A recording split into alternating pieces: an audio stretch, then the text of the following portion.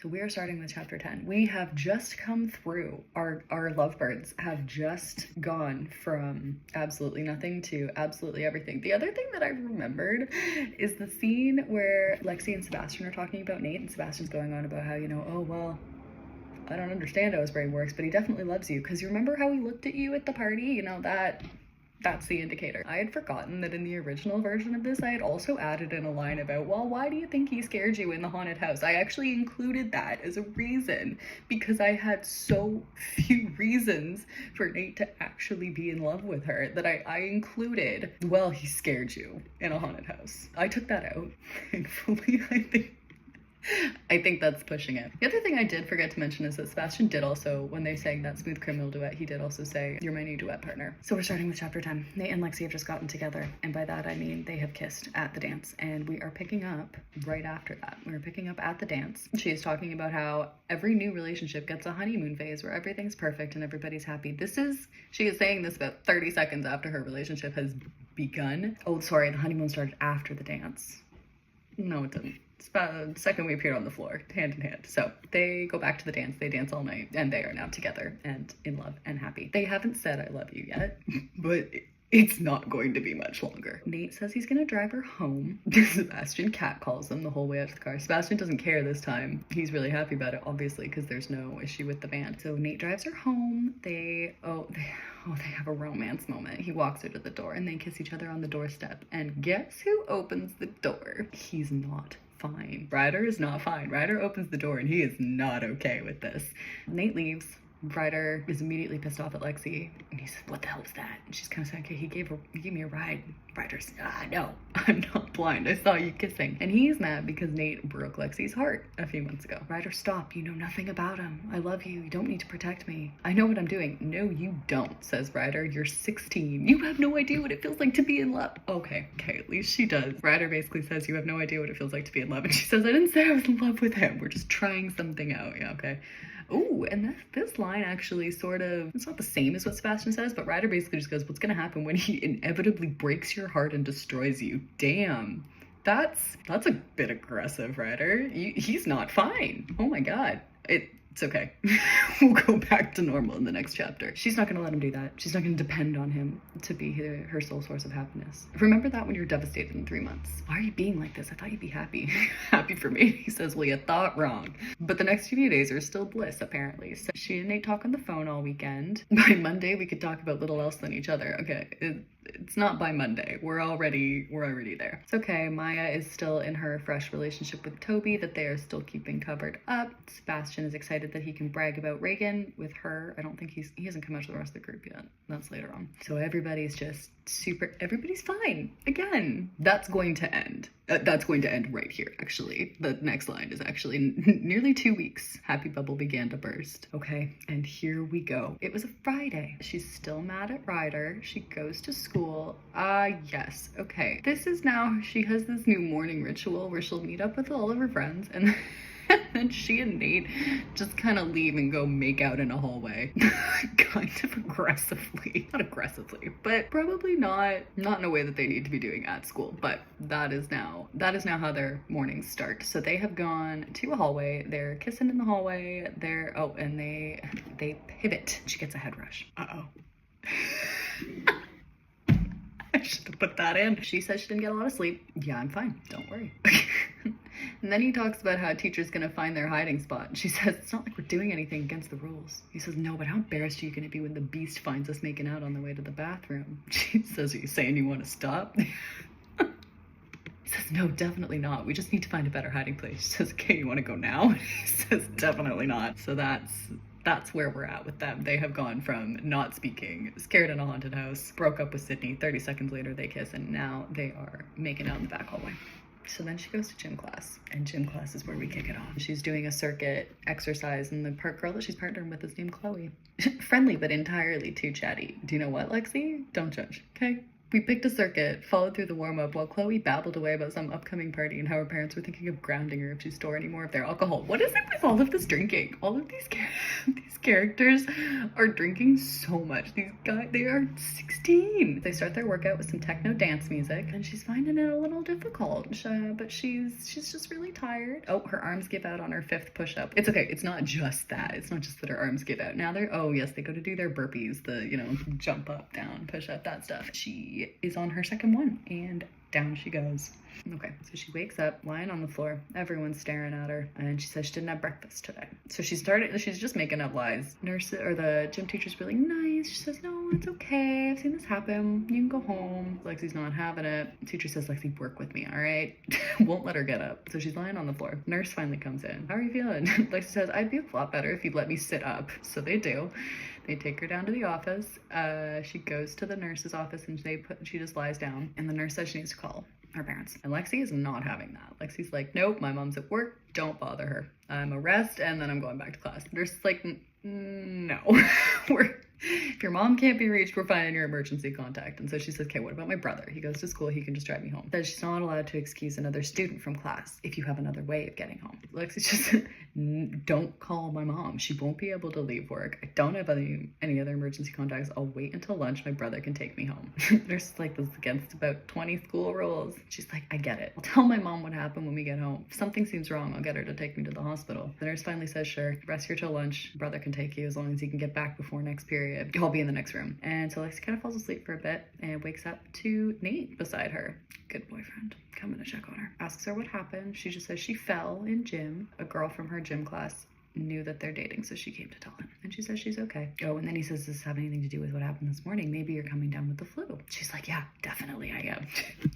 Absolutely. Oh, I was so worried, he says. I get it, I do. But just after writing this most recent version, I just feel like I'm reading this and I'm like, who are you? You haven't been around this entire book. Who even are you? Why are you worried? Says, do you want me to tell everyone else what happened? She says, no. He says, do you want me to find your brother? Are you going home? She says, slow down. He's going to drive me at lunchtime. He says, I have a spare. I'll take you now. So Nate drives her home. Oh, yes. This was one of the really dramatic lines. I actually still think that this is not a bad line. There is a line in here about how it's very similar to the line that I wrote right before they kiss for the first time in this version, where she's kind of saying, so much has happened to lead us up to this point. And here, so she's in the car with him and she's remembering that first week where he drove her home after the party with Maya and she really wanted to kiss him and she couldn't. Saying, now here we were, months later, after his reconciliation and breakup with Sydney, after a million other things had happened to us. Okay, haunted house, singular jam session, and spin the bottle. Oh, and the whole longing looks thing. So that there were more than one of those. So a million things, absolutely. And then she says, even though I could lean over and kiss him, it didn't feel as good as I thought it might. But that's not because of him. That's because she knows. Right, and then she says, even though I had every opportunity to recreate the scene from half a year earlier, I muttered a quiet thank you and goodnight, slipped out of the car, fully aware that I was walking right out of our honeymoon phase and directly into the fire of whatever came next. It's very dramatic. It's not like, I'm saying this like I'm not still really dramatic about this stuff now. So that is chapter 10. Chapter 11, I think, is kind of a long one. Okay, this picks up that evening. Oh, no, okay. Oh, this is a little bit of an Easter egg that does not carry over, but so she has dinner with her family, but nobody really suspects anything's wrong. Ryder doesn't care because Ryder is so not fine right now. Oh, and mom had a great day, so she's not even paying attention.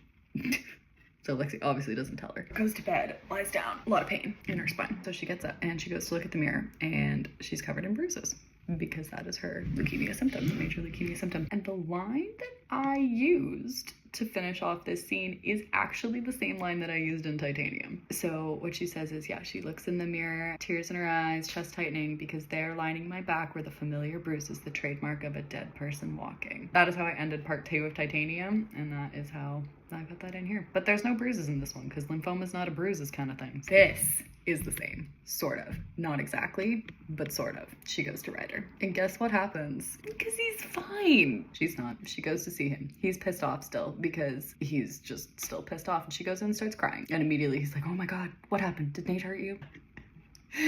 Okay, don't come crying to me, Lexi. 3 days later, oh my God, what happened? Are you okay? I'll kill him. He actually says that. I'll kill him. What did he do? And Lexi says, no, it's not Nate. And Ryder says, what do you mean? And so she turns around and shows him the bruise on the bottom of her back. And then he just goes, oh, fuck. And then she falls on the floor and cries. And Ryder takes care of her. Because. So after that, Ryder tells her they need to go talk to her mom. She says she needs a minute, asks if she looks like she's been crying. He says, yes, you look stoned. She just says, Dirk. And then he tries to comfort her, you know, no idea what it is. This is actually quite similar. Like, this is similar. This is what happens. She goes to him. He's just a lot gruffer about it. He's a lot more, okay, do you know what?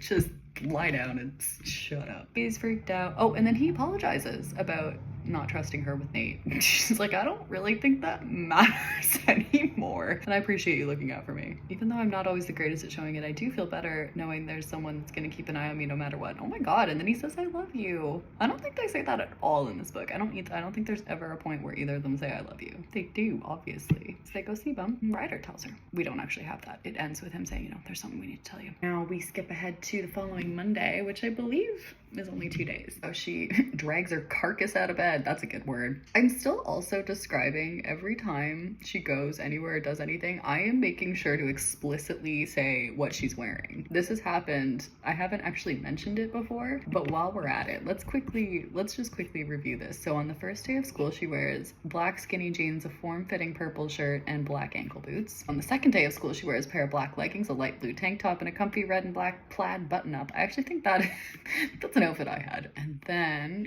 at the party, I definitely wrote, what did she wear to the party? And what Maya wore. Oh yeah, black skinny jeans. She's big into the skinny jeans, isn't she? Black skinny jeans and a loose Nirvana tank top. But the morning after the party, before she goes to when she goes to the doctor, she's wearing yoga pants and a light blue hoodie. I don't think I wrote, no, I did not say what she was wearing the day of the storm. And I don't think I said what she was wearing the day of karaoke. Oh, she talks about how she likes cardigans because it's fall. Oh, yeah. Oh, okay, I didn't actually say everything that she was wearing, but she's wearing a cardigan and her favorite navy blue scarf on the Monday before Halloween. But I didn't say the rest of her outfit. What the hell's wrong with me? I don't think we say it at all in Thanksgiving. Christmas party, we definitely do. What does she wear to the Christmas party? Yep, small black dress, red cardigan over top. She's big into the cardigans, apparently. Maya wore green leggings and a long red shirt dress that glimmered when the light hit it in the right way. But doesn't Maya just glimmer? Okay, so back to where we were. And I think I started that because I think she did say what she wore. Yep, more skinny jeans and a tank top. Why is she wearing a tank top in February? I hope she put something over top of that and I just forgot to write about it. So they go to school. Her and Ryder are really upset because they have to go. Oh, she has to go to her appointment that afternoon, but she's going to school for the morning. Ryder puts his arm around her and she's like, we can't act like people are gonna know something's wrong if you're being all nice to me. Because, you know, he's not nice to her usually. So people would know that something's wrong because Ryder's comforting her, because that's weird. I don't know where she's getting this from. He's like, they're gonna find out pretty soon anyway. I'm not ready. And then she says, do I look okay? I mean, for someone who might be told today that she's gonna die. I mean, they don't tell her today. So they go into school. She's upset. She finds Maya. She's spacing out. Maya's, what's going on? Are you okay? You're really spacey. And Lexi's like, I'm fine. Wasn't feeling great this weekend. She said, you look so sad. What's wrong? I said, nothing. Pissed off now. Oh, and then Sebastian comes and, tries to scare her. And she's not happy about that either. Sebastian's like, are you okay? And then she's just pissed about it. She's like, I'm fine. Just yells at all of them. And Sebastian looks at Maya. He's like, what is going on? And then all of a sudden, Lexi feels bad. And she says she's sorry. And she's just in a bad mood. And Maya says they're worried about her. And she gives them hugs. Toby invited us over to his place. Lexi's like, a party on a Monday? I was like, it's not a party. We're just hanging out. We might get some homework done. Sebastian says, am I invited? Maya's like, everybody is, and you'd all better come. I went, oh, I'm surprised you didn't just conveniently forget to invite us so you had some one-on-one time. And she says, you're an asshole, Seb. Anyone ever tell you that? He says, all the time. I'll be there anyways. And then they ask her if she's okay. She says, yeah, I'm sorry, you know. And Maya says, don't worry, we all have an inner bitch. Then she says, I call mine Dolores. Sebastian just says, yeah, trust me, you do not want to meet her. So she goes to her doctor's appointment. And so does Ryder. Why is Ryder going with them?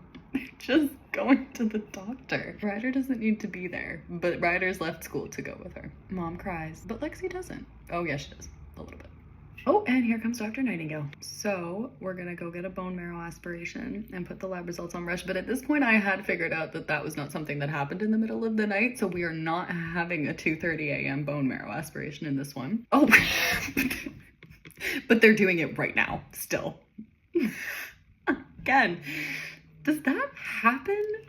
It kind of seems a little strange, but nope. Nope, they're gonna do it now. Okay, it's 11 in the morning. That's really the only difference now. Okay, so they go down for a bone marrow aspiration, and Ryder asks her if she's ready, and Lexi has a moment. So she says, Jesus, Ryder, I'm not ready for any of this. I'm not ready for the giant needle that's about to go in my ass, or for the cancer to be back, or for the treatments, and I'm sure as fuck not ready to die, but I don't exactly get a choice in the matter, do I? And then he tells her she's panicking, she needs to relax. You can't go into this thinking that you're gonna die, because then it only makes it more likely. You're gonna be just fine. No, she's not. Oh, she's laughing at this point. She's like hysterically laughing. Oh, and then he says, come on, the needle's not going into your ass, it's going into your hip. She says, right, that's so much better. Gets ready, goes in for her bone marrow aspiration, kind of just lays there. It really is like a paragraph. She gets a needle. They're gonna put the sample on Rush, and she'll know by tomorrow. Okay, so Lexi goes home and immediately says she wants to go to Toby's house. Her mom's like, no, you're not going to Toby's house. Lexi's like, I'll take a nap, but then I'm going. Oh, and Ryder saves the day. He says, I'll pick her up at 9 so she can come home and go to bed. Mom says, okay, but Ryder's driving you. You have to promise you'll sleep when we get home, not play on Facebook. I think Mom gives her sleeping meds when she gets home, which is kind of strange because she's only supposed to be napping for an hour and Mom gives her like a sleeping pill, knock her out. So Lexi goes home. Oh, and she takes off her jeans, and this is a day where we have 3 outfit changes, and I detailed every single one. So we had the skinny jeans and the tank top. Now we have exchanged it for sweatpants and a zip-up hoodie. Mom brings her some painkillers, one for pain, one for sleep. Lexi says, I'd rather have morphine. Mom's like, wait, that's not good. You shouldn't be in that much pain. Lexi's like, I'm kidding. So she listens to some Imagine Dragons, which, funny enough, the song that I had chosen for this chapter is an Imagine Dragons song, Demons, because we are coming up to Truth or Dare. Ryder comes to wake her up. She's okay, but she's sore. He asks if she wants to go out. She says yes. He says, get ready. So then she goes and exchanges her sweats for a white lacy spring dress and flats. I think that is the final outfit change of the chapter. And I do think it stops. It might not. I honestly don't remember if I do this outfit thing for the whole rest of it. She goes to Toby's house. Oh, no, she hears Mom and Ryder having a meltdown. Ryder's saying we can't live without her. Mom's like, we don't have to. We'll stay positive. We're fine. Ryder drives Lexi over to Toby's. She goes in. Toby gives her a hug. She's like, what? Okay. He's like, well, I don't know. Sebastian and Maya said if you were having a bad day, we should all hug you. She's like, oh, that's so nice. Oh, she feels peace because everybody loves her. Even though she was mean to them, they are still being really nice to her. She felt a surge of fire flowing through her, something indescribable that could only be encapsulated by the phrase, the strength to fight. She's got this. So she goes downstairs, everyone hugs her, and then Nate comes and lifts her off the ground. Everybody's staring at her. And he asks if she's okay. She says yes. They don't want to do their homework. Thank you, Toby. Toby has just made a good decision. Toby says, you know, what do you guys want to do? I'm all for ditching homework, but I'm not about to start drinking on a Monday night. Thank you. That is a responsible decision. So Sebastian suggests Truth or Dare. That's consistent. Sebastian says Truth or Dare. Maya says that's boring. There's only so many questions you can ask. We've asked them all. Nate says, okay, let's go around the circle. Everyone says something we've never told each other before. Adam says, so Truth or Dare without the dares. Nate said, but with the big important stuff, like big secrets we've been keeping from each other. This is now their secret revealing scene. This is kind of I don't want to say this is a cop-out, but this is actually just all of them. Everything's just out in the open and we're moving on. Adam decides to start. He says, I've never told anybody this, but I'm psychic. And they're all like, okay, you're the worst. I thought you were gonna maybe take something seriously for a second. And he says, no, I'm not kidding. I predicted that you and Sydney were gonna break up before it happened. God. And then Nate just goes, oh, my mistake. That definitely proves it. And he says, well, at least you were right about that and I couldn't be happier. Ew. Lexi's like, oh, good one. And then they're all being gross. And then Sebastian's like, okay, I know I'm the driving force between you two getting together, but I'm regretting it. You're worse than Adam and Juliet were. Adam's like, all right, that's not even funny because we were adorable. Okay, so then Maya says, does anybody actually have a secret? And Nate's like, well, do you? Okay, this line needed to be in there. She says, okay, you guys all remember the night of Sebastian's Christmas party? Sebastian says, I'm kind of surprised you do. See, at least I am. There's some consistency. Maya says, shut up. Do you want to hear my secret? Since that night, I've been dating Toby. And Adam's like, wait, back up. You guys kissed once while you were drunk and now all of a sudden you've been dating for 3 months? They were like, yeah, pretty much. But also, is that not what happened with Lexi and Nate? Toby, care to comment? Says Nate. I like her. We're happy. That's it. I paraphrased, but not by much. I really like her and we're happy. That's all there is to say. And then somebody says, I never would have seen it coming, but now that I think about it, you're actually pretty good for each other. It doesn't say who said that. Oh, okay. And then Adam goes, wait, do you realize that means everyone in this room's in a relationship now? And he says, oh, sorry, except for Sebastian. And Sebastian says, well, maybe I'll tell my secret. You little shit. Are you saying you're dating someone and we didn't know about it? Says Maya. You've been doing the exact same thing, Sebastian replies. Well, yeah, that's different. You guys all knew him before, so if something went wrong, you would have taken his side. What's your excuse? Sebastian says, well, just been in private, but I'm ready to talk about it. Nate says, well, let's hear the details. What's her name? Sebastian says, Reagan. They say, that's so pretty. And then he just goes, his name is Reagan. Silent lasts for a second. Maya's like, okay, when can we meet him? Nate's like, do you have a picture? Adam's, oh, you should come play basketball next Saturday. And Sebastian's like, what? I just told you guys I'm dating a boy. They're like, okay. Nate responds, Sebastian, as long as you're happy, we don't give a shit if it's a girl, a boy, or a freaking alien. It's really no big deal. And Maya's like, when can we meet him? He still didn't answer. And everybody's excited to meet him, and Sebastian cries a little bit because they were really nice about it. Okay, and then Sebastian asks Lexi if she wants to go, and she's not sure. And so Nate takes over. Okay, and now we get the backstory behind why Nate was with Sydney. Dad died in a car accident. Wasn't close with mom. World fell apart. Didn't have anyone to turn to. Fell in with a bad crowd. And he started smoking a lot of weed. Oh, throwing his life away. Okay. He's throwing his life away because he's smoking dope, but none of these guys are throwing their lives away by drinking all the time. I don't know where the logic came from. Okay, so so he started dating a girl. She got him into therapy. And then he started skipping his appointments because he didn't want to think about it all. And then his girlfriend just kept making him go, sat with him through all of it. He started to get a little bit better. And then in September, he met Sebastian, started hanging out with everybody else. And he stopped going to therapy, moved out of his mom's house, lives with his cousin and his wife. Sorry, he didn't tell her sooner. She says, I'm sorry about your dad. And he says, I'm sorry I wasted all your dating Sydney when we should have been together.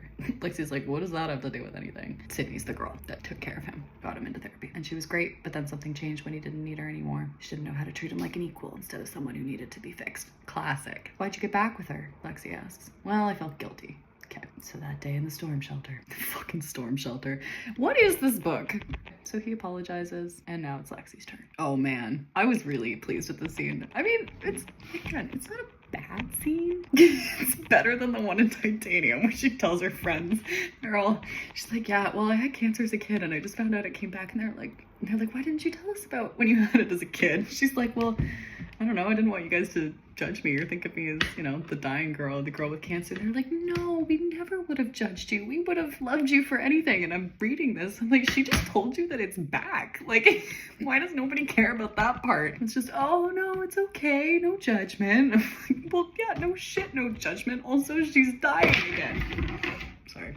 She says when she was a kid, she was sick. And not the cold or the flu. She needed to make sure that she elaborated that. She was really sick. She had acute lymphoblastic leukemia. Oh, I thought I changed that. So I guess her and Jenna have the same types of cancer. I kind of thought I had given her AML. It was shitty. And it was the main reason why my dad ended up leaving, because the stress was too much. I almost died when I was 12, but for some unknown reason, I survived. That's what she says. Got better, didn't want to tell anyone because it cost her all of her friends in Michigan. She didn't want that to happen. She wanted everyone to know for her.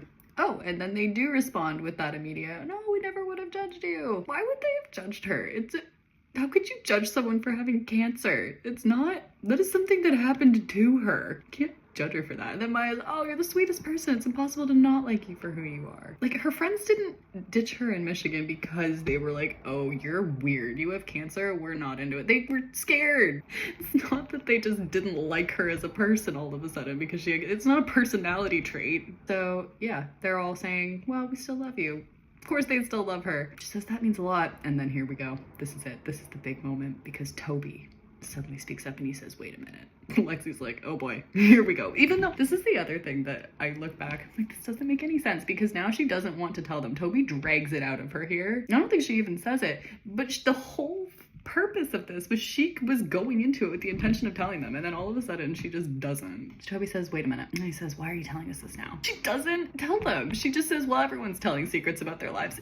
Girl, you said 30 seconds ago that you were gonna tell them, and now you're just, oh, she's stalling. She's stalling the last few moments. Learn from the best. Toby says, yeah, everybody's picking things that they're ready to talk about. I'm glad you told us, but it's pretty obvious you didn't want to. Why bring it up before you're really ready to talk about it? She said, I guess I thought it was time. And he says, Lexi, you're crying. It wasn't time. And then Adam's like, it's just a game, Toby. Leave her alone. And then this is the really dramatic line. Toby says, it's not a game. Not for you. And then they all figure it out. And Sebastian says, Jesus, Lexi, you're kidding, right? Lexi's like, I don't know for sure. Nate's like, oh my God, that's why he passed out. I had no idea, Lexi, I'm sorry. It's like, well, no, how would he have any idea? Sorry, I didn't tell you guys. Didn't know how to say it. We're here for you, says Maya. Even surrounded by my friends, I couldn't escape the fact that my biggest nightmare was closing in on me. But this time, I was very much awake. Okay, that's the end of chapter 11. So chapter 12, doctors lie. that is how we begin. You should know soon is the biggest piece of bullshit a doctor can possibly come up with. On Wednesday, they get her test results at noon and ask her to bring her in ASAP. So they have a very dramatic school. And again, Ryder goes. Why is Ryder just leaving school to go to these appointments? He doesn't need to be there. He's just there all the time from now on. He does not have his own life in this book. Oh, that's not true. He will at one point talk about a girl for about 10 seconds. Aside from that, he does not have his own life in this book. Okay, so they go to the doctor and they go back to the hospital. Test results back. Hate to be the bearer of bad news. They're positive. So that's it. Well, it's not it, but that is how we tell her. She's sad. Oh, Ryder puts his arm around her because he's still fine, you know? She's not, but he is. Oh, and then she said, wait, are you serious? Dr. Nightingale's like, yep, sure am. Mom's like, this isn't a surprise. It's like, well, I thought we were wrong. No, you didn't. I guess she she does that a little bit in this version too. So what happens now? We go in with chemo. It's gonna be tough, right? Okay, says Lexi. And Dr. Nightingale's like, is there anything you want to ask or talk about? Lexi's like, nope, done this before. I know the drill. She's over it. She's done with this. And she wants to go home. Okay, so they go home. Oh, no, they don't. She asks Mom to take her to Sebastian's because the guys are having band practice. This is now, I think, the second time. She goes to the practice. She goes downstairs, walks in. They see her. Nate asks if she heard anything. She just nods. Sebastian asks if it's bad. She says yes. Did it actually say that it's bad? I don't think they ever actually say that it's worse or that it's particularly bad, but apparently it's bad. For what it's worth, I have no idea how you're still standing right now. You're a badass, Lexi Williams. That's what Nate tells her. That's her last name in this version. It's Williams. Nate calls her a badass. She says she's cried about it so much it doesn't make a difference anymore. So she'd rather hang out with her friends. Adam says they're here for her. And immediately she says she wants a bucket list. She's been diagnosed for less than an hour and she wants a bucket list. Immediately she wants to go to prom. Sebastian goes to get a stack of paper and a handful of pens because this is going to be a 10-page bucket list, apparently. She'd never counted herself as someone who would care, but for some reason it seemed like a rite of passage, and ever since moving to Pennsylvania, she figured it might be fun. Sebastian says, Kate, what else? She says, I don't know. What do you guys think? Adam says, what if you record a song with us? She says yes. And she says the other big ones that she wants to make sure everyone she loves knows it. But the moment has to be right for that. So it might be a while. That's me setting up the last scene. I also did next to nothing with her family in this one. She has a big goodbye scene with all of the friends, but not anything with her family at all. Sebastian says that's pretty short. Lexi's like, well, I don't know how much I'm gonna be up for doing. Let's find one more thing. I don't know what it should be. And Toby says, what about a road trip? Now this is another one where these kids are all like, maybe they can drive, sure, but they should not be able to drive by themselves, and they should not be able to drive with a bunch of other 16-year-olds in the car. That is so not on. But the 8 of them are going to go for a full weekend road trip, and all of them drive. No problem. As Toby says let's go on a road trip, Sebastian says, oh yeah, let's go. We'll all go. We'll drive all night, find random places to go look at stuff. It'll be so much fun. Lexi's like, wow, you have already got that planned. Okay, let's do it. Nate says, let's go this weekend. You start treatment on Monday. Lexi's like, I don't know about Mom. They're like, well, it's fine. You're feeling okay, aren't you? She's like, well, not great. I've got cancer, but I can suck it up for a day. Just seems impulsive. Sebastian's like, so be impulsive. She says, okay, when should we leave? How about we meet up Saturday? They'll go for the weekend. She says, thank you. And Sebastian says, we love you. They all go and hug her. She says, guys, I need air. But they didn't let go. And in truth, I really didn't want them to. Okay, let's do this next one because this is... Okay, just remember, the very end of chapter 9, Lexi and Nate got together. That was in... Hang on. I'm actually calculating this quickly. If the dance was on a Friday, which I'm assuming it was, so 2 weeks later on the Friday is when she passed out in her gym class. Then the Monday, she goes in and gets her bone marrow aspiration. And then on the Wednesday, okay, I think this is about 2.5 weeks have passed. I actually think that that is how long it has been. Yeah, okay. So this is about 2.5 weeks into their relationship that this happens. Nice. Solid. Okay, they finish. She sits on the stairs and watches them because she's not in the band. She's sad. They're finished. Nate asks if she wants a ride. She says yes. And then she asks if she can go to his place because she doesn't want to go home. And he was like, yeah, I was going to invite you because definitely get you don't want to be at home. She says, thanks. Mom and Ryder are great. They're going to smother me. I need some time. He says, of course. And then he says, you're not going to die though, right? They can cure you. She's like, I don't know. Is that going to change your mind? Yes. And then she talks about how she lost all of her friends in Michigan. No one wanted to be associated with a dying girl. Nobody wanted to be the one to have to lose somebody they were close with. Nobody wanted the pity. Nobody wanted the trouble. That makes sense. I mean, it sucks, but that actually does kind of line up. But Nate immediately just says, nope, of course doesn't. I just don't want to lose you. I just found you. Oh, wow. That line's also in this latest version, sort of. She says she's sorry. You didn't ask for any of this. He's like, Lexi, I was a complete and total asshole to you for the first 6 months that you knew me. It's all because I liked you and I felt too guilty about my ex-girlfriend to hang around with you. I think I owe you. Nice. I'm a stick around while you have cancer because I owe you one. God. I'm finally happy now that I'm with you. I'm not letting you go just because of this. Okay, maybe you should have led with that. I owe you one, Lex. So I won't ditch you while you're actually dying. Okay, so they go to his house. Oh, he helps her get out of the car. She's been to his place before, but it has a different feel now that she's there as his girlfriend. Well, no shit. So then he asks her what's gonna happen, and he asks if she's gonna get really sick and miserable or if it's going to be easy. She's like, well, it's not gonna be easy. No. Probably not, but I don't really know what it'll be like. And he's like, yeah, okay. And then again, she just goes, no, you don't have to stay with me. I know you said you want to be with me 30 seconds ago, but if you can't handle it, it's fine. Do what's best. And then he yells at her. He's like, stop assuming I'm gonna leave you. Stop thinking I'm a bad guy. Trust me. She's like, I don't think you're a bad guy, but I lost all my friends when I was a kid. When I got to high school, I was a complete loser that nobody talked to. He's like, oh my God, I'm sorry, I didn't know. She's like, well, yeah, I didn't tell you because I don't like talking about it. And he says, I'm not gonna leave. Neither's anyone else. You don't have to worry. This could kill me. It's not gonna be pretty to watch. And he says, Lexi, you can't say anything that's gonna make me change my mind about this. And then they kiss. They'd never kissed like this before. Okay, well, they get naked. First off, once they're naked, we do I love you. We do. It has been 2.5 weeks after 6 months of barely speaking, and the two of them have just done the deed and said I love you within the span of about 30 seconds. So that is how I did the Lexi date relationship in this version. So there we have it. Lexi has relapsed. She has made her bucket list. She's had her fun times in her I love you. Everything is fine with Ryder again. And everything is fine except for the fact that it's not. That's where we're going to leave off tonight.